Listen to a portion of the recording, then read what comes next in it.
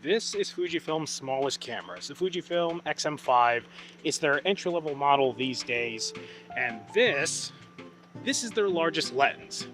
The Fujifilm 200mm f2, and this is without the teleconverter on. And today we're going to use them together because, well, we're allowed to have fun. Let's get into it. It's actually super nasty and humid right now outside, so hit that like and subscribe button now because I'm not going to remember to say it later in the video. Look at this. Look at it. This is ridiculous. But the funny thing is that you're really just carrying around the weight of the lens, because this feels like nothing. This is how I'm going to be walking around with this today. So I just finished rigging it up right here. It's a mini Rigzilla configuration for those who are regulars on the channel.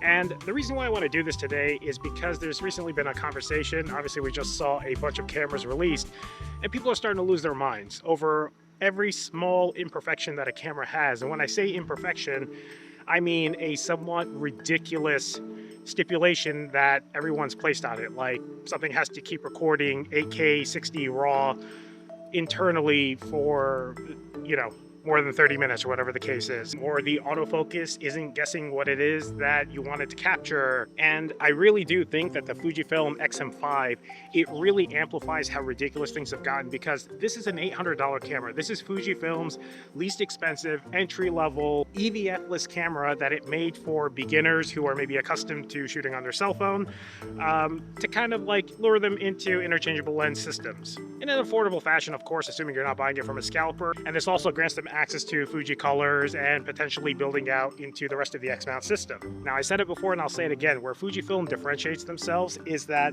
they purpose-built all their lenses for APS-C. Unlike every other manufacturer, with maybe recently the exception of Sony, every APS-C lens that everyone else puts out is just an afterthought. It's not something they truly care about. They just want people to buy into their mount system. Whereas with Fujifilm, you see this 200mm f2, a hobbyist isn't going to buy it. Well, maybe a well-paid hobbyist will buy it, but this is a lens for professionals, and it works just as well on this entry-level camera as it does on something like the XH2S. And I'm not just talking about photos. This thing also shoots 6.2K open gate. My Canon R5Cs don't shoot open gate, and my XH2S is getting the USB-C port repaired at Fujifilm, which I was hoping to have before this weekend, but that just didn't end up happening. It was a ridiculous expectation on my end. And that's going to be the overarching theme of today's video while we shoot some photos and videos with this professional lens and entry-level camera setup. Now, I love the X-M5. I actually bought it to replace my XH2S, and then it became like the second angle because it was just really easy to color match everything.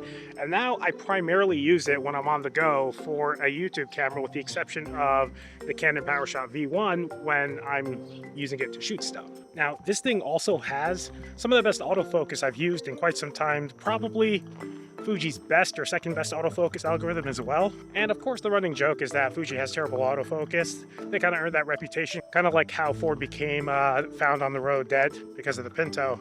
And that's a reputation they have to work on shaking off. But like case in point, I went pro video in my career with the Fujifilm X-T3, which by today's standards, and even back then, people were complaining about the autofocus. And realistically, I think what a lot of people aren't willing to admit is that they have to learn how to use their cameras. And that's why there's so much whining about camera performance nowadays. Now, other than the comical sizing of this thing, the X-M5 nowadays really showcases how even entry-level, bottom-barrel, mirrorless cameras nowadays have pro features that cameras even 2 years ago didn't have. And camera YouTube and the internet in general for the creative space, especially camera creatives, is just a very odd place. And I'll admit it, I fall into the trap too, where almost every video is a gear video and everything is just analyzing what the latest release can do that previous ones couldn't. But they've all been incremental gains for so long that it's just like, it's getting tired. It's not sustainable. I'm not gonna lie, another reason why we're using this lens today is because I haven't really used it in 2 years. I haven't taken sports photos in years, and I just wanted a reason to take it out. And I said, you know what? This seems ridiculous enough to try out. Now you can see clips of video autofocus performance, photo performance, and again, this is an entry-level camera, and it's pretty good. You can do a lot with pretty much any body. If you've seen my Canon 5D Mark I video, I'll link it in a card above. If all you're focused on is taking photos, 10 megapixels goes a pretty long way, and an old DSLR that costs like 80 bucks isn't just all you need. It's probably something you don't know that you want. Like, that's the thing you're probably seeking out. Definitely need to get a haircut later today. My bread and butter nowadays are talking head videos. But talking head videos and delivering on time are the reason why I have so many recurring clients. And I'm pretty sure I could knock it out with a pair of XM5s if I really had to nowadays, which is, again, kind of crazy. I'm so out of shape. I used to be outdoors all the time when I was in Virginia and DC. What if this just turned into a camera and like weight loss channel? Because this is a lot more fun than doing talking head videos at my desk. Where the hell is all the wildlife? We might have a really big storm coming because they're normally all over the place here. There's one. So found some deer and took a couple of shots, and as expected, it performed very well. The images look great off the preview, and I'm really just uploading JPEGs, except for maybe by the water, because it is a very humid and hazy day, if you can't tell by my hair. But getting back to it, good glass goes a pretty long way. I actually used to know a guy he was a sports photographer, and he would buy his lenses and just rent camera bodies for every event, which I personally think is an insane thing to do, but that's what he did. I think he may have retired last year, but I always thought that was such an interesting strategy. Funny enough, he only owned a Leica, like that was his personal camera. And he was a photographer his entire life since he was in high school. And that's all he did. And honestly, like, I get it. If I wasn't such a nerd about cameras, I get it. Like, it's actually a smarter business decision in some respect, especially if you can bill the rental to the client. I am out of shape. All right, so let's have a chat. Oh my God. Let's put this guy here. Is this bad? Am I soaked? Yeah, I'm soaked. Oh, wonderful. Oh my God. All right, I don't remember if I said this because I'm a little out of breath now, but if I had to switch over to the XM5 to continue my video career, I would be able to do that no problem nowadays.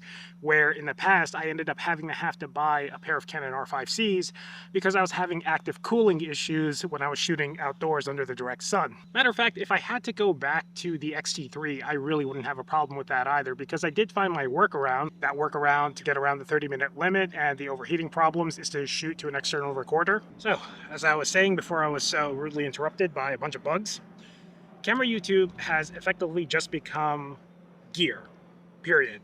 And it makes sense for us to talk about gear because obviously we use equipment to take our photos and take our videos, and we have questions about equipment. And if we're getting ready to buy something, we want to know if this thing is good. But that's kind of become all the videos. And really high-level overview into what got me into this field was I wanted to start making things better. And I was able to find a ton of tutorials, and now all those tutorials are behind really cringy paywalls that really just share the bare bone basics. It just repackages the same basics like over and over and over again. I'm gonna keep swiping at my head because these things are everywhere. I'm actually gonna start moving.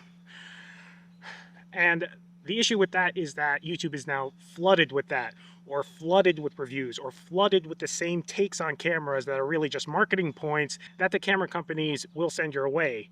That's why, like, I'll have reviews, but then I'll have large gaps because I'll be sent a unit for review, and they'll say, oh, by the way, these are all the things we want you to say, and please give us your photos for marketing materials, and here, sign the rights over, and here's our affiliate link directly to get people to purchase things directly off our website, and here's our Amazon tracking affiliate link so we can see the metric, which, by the way, if you're a content creator, you do the Amazon affiliate program, that circumvents your commission. Do not do that. I think my favorite video over the past year was on the 20-plus-year-old Canon 5D Classic, because it was just about an old camera and there were no links, and it was just talking about photos and the simplicity of things, and I enjoyed it, and I see that a lot of people on this channel enjoyed it too, so I can't be the only one feeling this way. So that's kind of where a lot of my videos are going to go towards.